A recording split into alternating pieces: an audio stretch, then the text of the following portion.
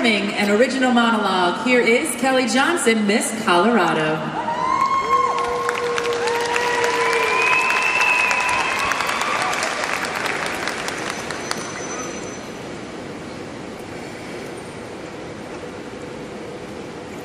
Every nurse has a patient that reminds them why they became a nurse in the first place. Mine was Joe. Joe was in the beginning stages of Alzheimer's. He had moments with and moments without his memory. But the hardest part about the aging condition for Joe were his night terrors.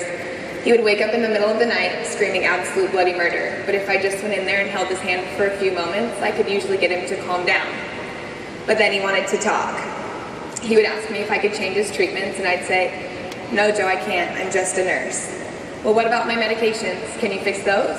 And I'd say, "No, Joe, I can't. I'm just a nurse." But because I couldn't do those things for Joe, we connected on other levels.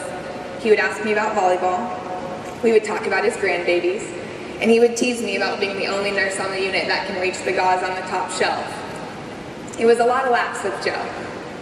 But then one night, everything changed. I found him in his room crying. And I went over to him and I lifted his head up out of his hands and I said, "Joe, I know that this is really hard, but you are not defined by this disease.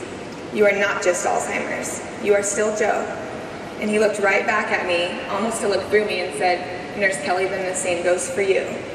Although you say it all the time, you are not just a nurse. You are my nurse, and you have changed my life because you have cared about me." And that's when it hit me.